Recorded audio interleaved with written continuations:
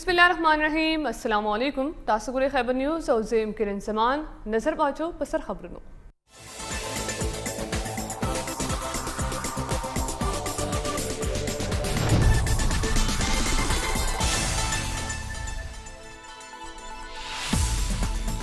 د پهلوانانو خار گجروالا کې د مخالفو ډلو اتحاد پاکستان ډیموکریټک موومنټ ډومبې سیاسي دنګل پی ډی ایم بندن گجروالا کې د خپل سیاسي قوت مظاهره کوي. د پی ډی ایم صدر مولانا فضل الرحمان او نون لیگ نائب صدره مریم نواز با د خپلو ریلیانو سره لاهور نه گجروالا ته ځي. بلاول بھٹو با لالا موسی نه د پیپلز پارټۍ د کارکنانو قیادت کوي. جلسه کې ګډون لپاره د کارکنانو د راتګ سلسله جاری ده.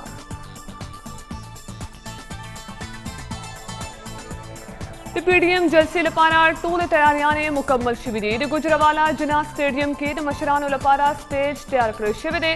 د پی ډی ایم کارکنانو وینه ګرمولو لپاره ډي جے بټ درې نوې ترانې تیار کړې دي. بلخوا انتظامیه سکیورټي لپاره 10,000 اهلکار تعینات کړي. انتظامیه مطابق جلسګاه کې بعد کرونا ایس او پیز باندې عمل لازمي وي. یو کارکن به هم بغیر ماسک او سینیټایزر نه جلسه کې شرکت نه کوي. د کارکنانو ترمنځ د 3 نه 6 فوټه پورې فاصله ساتل هم لازمي ګرځول شوې ده. د مخالف ګوندونو اتحاد پاکستان ډیموکریټک موومنټ یاره انتظامی لاهور کې د مسلم لیگ نون سیکریټریټ سیل کړی. سیکریټریټ سیل کېدو له وجې نون لیگ قیادت ته جاتی عمره ته د ځان رسولو هدایات ورکړل شوي دي. لاهور په شمول د پنجاب ځینې نورو علاقو نه د مقامي قیادت او کارکنانو د گرفتارۍ اطلاعات هم ترلاسه شوي دي. ترجمان نون لیگ مریم اورنګزیب وایي چې حکومت زموږ لاره نشي نیولی او د سړکونو بندولو سره حکومت په ولس ظلم کوي. سټیډیم د شپې نه ډکېدل شروع شوی دی. شبلی فراز صاحب د خپله استعفا تیاره ساتي. د مسلم لیگ نون ترجمان مریم اورنګزیب ټویټ وایي که ګرانه وي نو د استعفې متن هم درکولی شو. مریم اورنګزیب گجروالا کې د جلسګاه دوره کړې او د انتظاماتو جاج اخیستی. اپوزیشن جماعتونه په شریکه هم د ناکامۍ د یېرې ښکار دي. د وفاقي وزیر science and technology Fawad Chaudhry tweet وایي چې اپوزیشن لا جنا سټیډیم ډکولو ول سټیج د سټیډیم په نیمه کې لګولی دی. د جنا سټیډیم گنجایش وړاندې نه 10,000 او کوم چې اوس 60,000 پاتې شوی. فواد دا هم ویلی دی چې دا عمران خان و چا چې د مینار پاکستان ټول ګراؤنډ ډک کړی و. اپوزیشن ډلې خیبر پختونخوا او پنجاب کې روانې ترقۍ ته حیرانه دي ځکه یې د احتجاج لاره خپله کړې ده. د وزیر اعلی محمود خان اعلی تعلیم او اطلاعاتو لپاره صلاحکار کامران بنگش بیان وایي چې حکومت اپوزیشن ته د جلسې اجازت ورکړې. اپوزیشن دې د جلسې جلسونو شوق پوره کړي.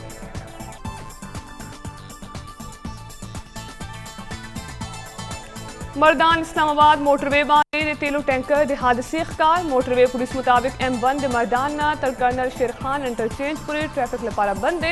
موټر وے پولیس او 1122 اهلکار د حادثې په ځای کې موجود دي. موټر وے بندیز له وجې د ټریفک رواني متاثره شوې ده.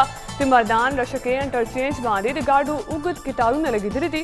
موټر وے پولیس وایي چې آئل ټینکر کې 40 لیټره تیل موجود دي کوم چې د پنډۍ نه پېښور ته روان و.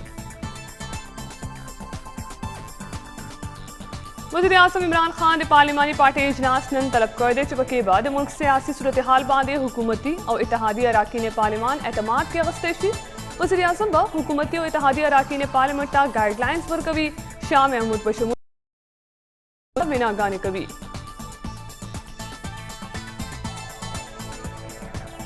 سپیکر اسد قیصر نن مازدیګر 3:30 بجې د قومي اسمبلۍ اجلاس طلب کړی دی چې لپاره یې 60 نکات ایجنډا جاری کړې شوې ده. د الیکشن کمیشن ترمیمي بل په شمول 2 بلونه ایجنډا کې شامل دي. بلخوا د سینټ اجلاس هم د چیئرمین سینټ صادق سنجرانی په مشرۍ کې شوی.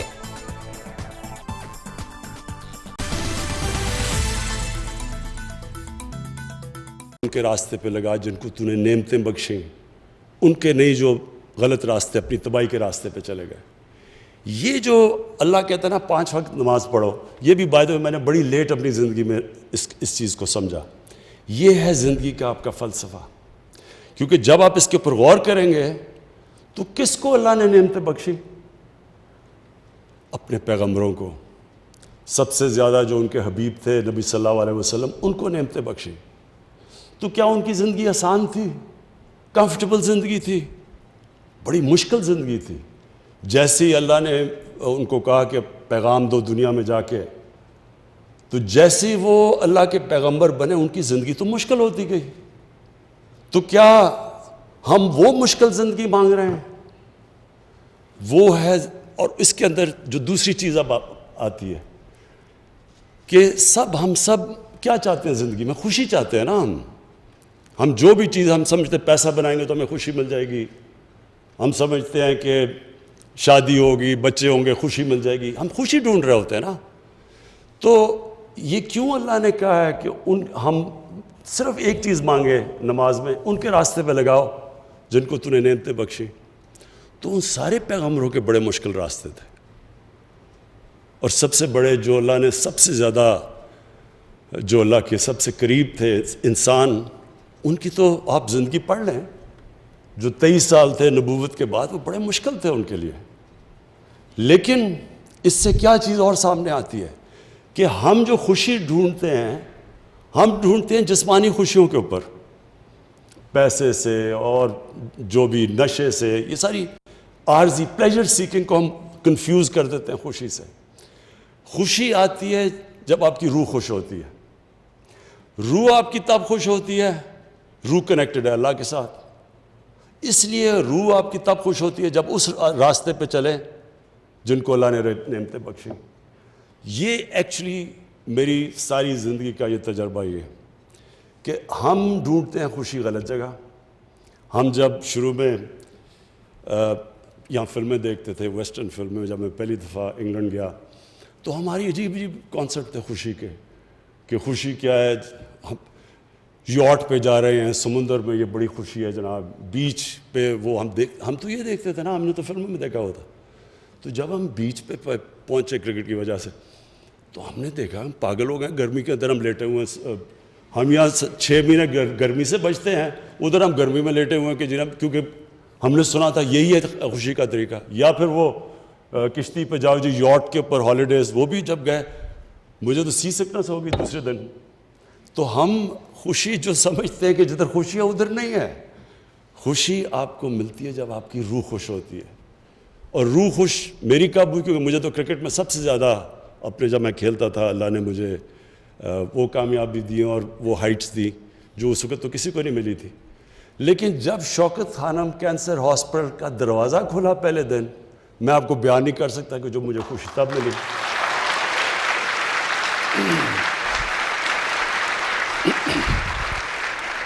کہنے کا میرا مقصد یہ ہے کہ دیکھیں خوشی اللہ دیتا ہے، کیونکہ آپ کی روح جب خوش ہوتی ہے اس کا مطلب آپ صحیح راستے پہ ہیں. تو یہ یاد رکھیں کہ یہ جو ہم سارا وقت خوشی ڈھونڈتے ہیں وہ سارا فلسفہ ادھر ہے کہ اللہ ان کے راستے پہ لگا جن کو تو نے خوشیاں دی، ان کے نے جو غلط راستے پہ چلے گئے. یہ آپ کو قرآن بار بار کہتی ہے کہ سوچو، ڈیلیبریٹ کرو، جائزہ لو، اپنی زندگی کا دیکھو. ہر جگہ اللہ کے اشارے ہیں.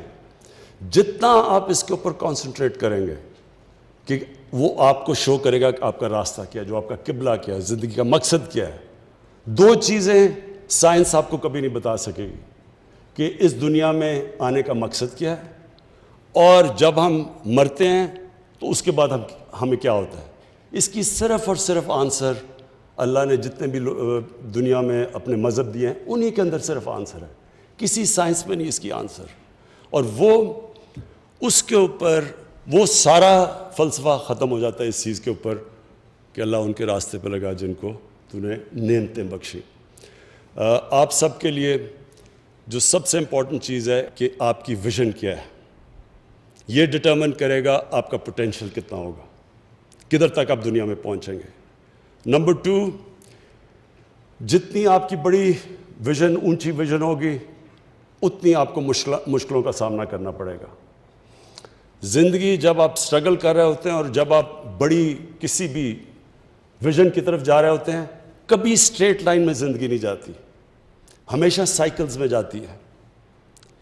جو آپ کو آپ کی کامیابی وہ ڈپینڈ کرے گی کہ آپ دونوں اوپر اور نیچے سائیکل پہ آپ کیسے ریئیکٹ کرتے ہیں. جو اوپر کے سائیکل کے اوپر کمپلیسنٹ ہو جاتا ہے اس کا مطلب کہ اس کا نیچا سائیکل زیادہ ہو جاتا ہے. اور جو نچلے سائیکل کے اوپر جب برا وقت ہوتا ہے اس میں سیکھتا ہے, سول سرچنگ کرتا ہے, اپنی غلطیوں کا جائزہ لیتا ہے, پھر محنت کر کے پھر جب آتا ہے تو اس کا سائیکل وہ اور اوپر چلا جاتا ہے. اس طرح دنیا کی زندگی کی سٹرگل جاتی ہے. جو نچلے سائیکل کے اوپر ڈیمورلائز ہو جاتا ہے, بڑے بڑے بزنسز میں نے اپنی زندگی میں دیکھے, جب ان کو لاس ہوا, جب بزنس میں پرابلمز آئے, تو انہوں نے شارٹ کٹ لے لی, انہوں نے فراڈ کر دیا بچنے کے لیے. تو جب آپ نچلے سائیکل کے اوپر ڈیمورلائز ہو جاتے ہیں, آپ کوئی فراڈ کرتے ہیں, وہ آپ کی زندگی کا پوٹینشیل ختم ہو جاتا ہے. اس کا مطلب کہ آپ اوپر نہیں واپس آ سکتے. تو جو نچلے سائیکل کے اوپر جب مشکل وقت ہوتا ہے اس میں صبر کرتا ہے, اللہ قرآن میں کہتا ہے آؤں گا. اللہ کی آزمائش بار بار آتی ہے. نبی صلی اللہ علیہ وسلم کے اوپر کتنی آزمائشیں آئیں, تو کبھی کسی نے آپ ان کی کتنی بھی لائف ہسٹری پڑھیں, کبھی کسی نے ان کو ڈیمورلائز دیکھا, کبھی کسی نے ان کو دیکھا کہ وہ ڈپریس ہو گئے ہیں. وہ ہر آزمائش کو لیتے تھے اللہ کی طرف سے, اور پھر جو مقام اللہ نے ان کو دیا, تو کسی نے بھی, آپ چاہے اسلام کے آپ مسلمان ہیں یا نہیں, دنیا کی تاریخ میں کسی انسان کو وہ مقام ملا ہی نہیں, نہ مل سکتا ہے جو نبی صلی اللہ علیہ وسلم کو ملا. اور اس کی وجہ ہے, اور اسی لیے قرآن کے اندر ہمیں کہا گیا کہ ان کی زندگی سے سیکھو, ان کی سنت پہ چلو. یہ بھی بڑا امپورٹنٹ ہے آپ کے لیے سمجھنا. میں نے کئی دفعہ لوگوں سے بات کرتا ہوں اس چیز کی, تو لوگ مجھے کہتے ہیں کہ جی وہ تو اللہ کے پیغمبر تھے, تو ہم ان کی زندگی کیسے ہم ان کو کیسے فالو کر سکتے ہیں. قرآن نے اس لیے ہمیں کہا ہے, اللہ کو نہیں پتا وہ ان کے پیغمبر تھے, لیکن اللہ نے ہمیں کہا ہے کہ ان کی زندگی پہ چلو, ان کی زندگی سے سیکھو, ان کی سنت پہ چلو.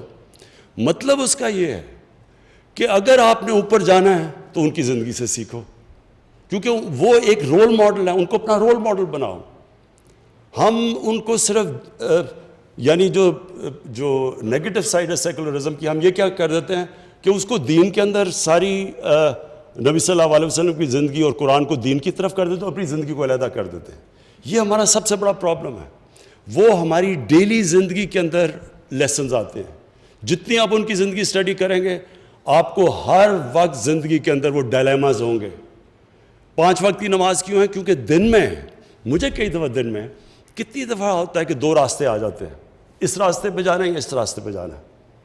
کئی دفعہ آپ کو یہ پرابلم, آپ کو ہر وقت جتنی آپ اسٹرگل کرتے رہیں گے, آپ کے سامنے 2 راستے آ جائیں گے, اور وہی ہوتا ہے آپ کی کامیابی یا آپ کی فیلئر کے راستے. وہی ہے کہ ان کے راستے جن کو نعمتیں بخشیں, یا وہ راستے پہ چلے جاؤ جو آپ کی تباہی کا راستہ ہے. اور پھر ایک قرآن کی آیت ہے کہ کئی چیزوں کو جو آپ اچھا سمجھتے ہیں وہ آپ کے لیے بری ہیں, اور جن کو آپ برا سمجھتے ہیں وہ آپ کے لیے اچھی ہیں. اس میں بھی جب آپ غور کریں گے تو آپ سمجھیں گے کہ ہمارے سامنے ہمیشہ ٹیمپٹیشن ہوتی ہے آسان راستہ لے لو. کئی دفعہ ٹیمپٹیشن آتی ہے کہ کون سٹرگل کرے سارا وقت, صبح اٹھو وہ سارے ڈاکو کٹھے ہو کے کبھی کچھ کریں کبھی کریں, آسان راستہ لے لو, کمپرومائز کر دو, ان کو معاف کر دو, ان کو NRO دے دو. آسان راستہ ہے, زندگی آسان ہو جائے گی, چپ کر کے آرام سے ہم بھی پارلیمنٹ میں تقریریں کریں گے, 3 سال گزر جائیں گے. لیکن یہ تباہی کا راستہ ہے. یہ یاد رکھیں کہ جو آپ کی بہتری کا راستہ ہے وہ ہمیشہ آسان نہیں ہوتا, اس میں بڑے فیصلے کرنے پڑتے ہیں, مشکل فیصلے کرنے پڑتے ہیں, اور وہی مشکل فیصلے آپ کو اوپر لے کے جاتے ہیں. تو آپ کو اللہ نے بڑی زبردست اپرچونٹی دی ہے. نسٹ کی جو بھی ریکٹر صاحب آپ نے باتیں کی, مجھے بڑی خوشی ہوتی ہے کہ ہماری ایک یونیورسٹی کوالٹی کی یونیورسٹی بن رہی ہے, اور اتنے تھوڑے ٹائم میں, کیونکہ 29 سال 30 سال تو کوئی زندگی نہیں ہے ایک یونیورسٹی کی. اس کے اندر ایک ماشاءاللہ آپ کی سٹینڈرڈز آ رہی ہیں, آپ نئی چیزیں کر رہے ہیں, آپ ہوپ دے رہے ہیں ملک کو. آپ کو دیکھتے دیکھتے اب اور بھی یونیورسٹیز کوشش کریں گی, ان کی بھی لنکیجز انشاءاللہ ہم کریں گے انڈسٹری کے ساتھ, تاکہ وہ بھی محنت کریں اور وہ بھی اپنے ڈیولپ کریں, نئی چیزیں کریں.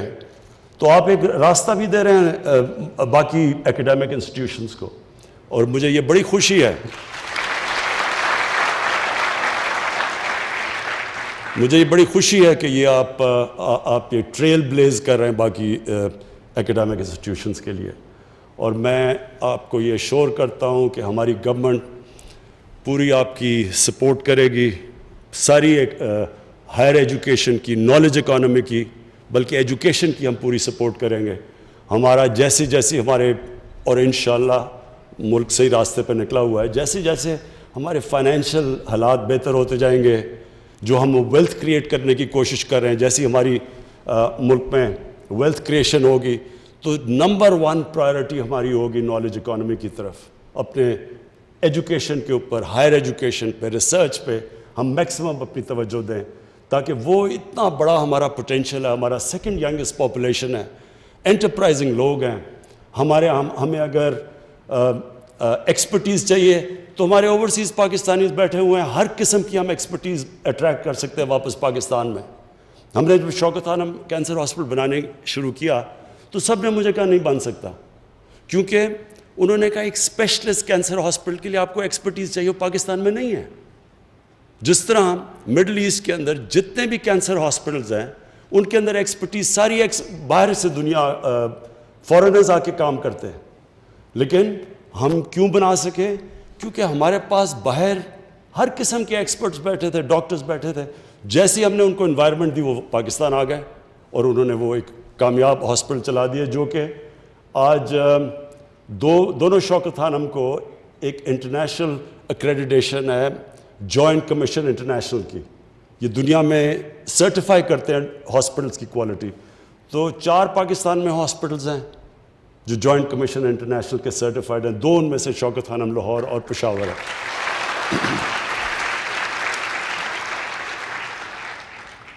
میں پھر سے جی آپ کو مبارک بھی دیتا ہوں، اور آخر میں میرا لاسٹ ورڈ آپ سب کے لیے، اپنے اسٹوڈنٹس کے لیے یہ ہے کہ دیکھیں، جب میں کرکٹ کھیلنے گیا پہلی دفعہ انگلینڈ، 18 سال کا تھا میں، تو ہمارے سینئر پلیئرز نے ہمیں کہا کہ، اور ان دنوں میں تو نئی آزادی ملی تھی نا، تب تو بڑا انفلوئنس تھا کلونیلزم کا، تو انہوں نے کہا کہ دیکھو انگریز سے تو جیتنا کا سوال ہی نہیں پیدا ہوتا، ہم اگر عزت سے ہار کے آگے تو بہت بڑی کامیابی ہوگی.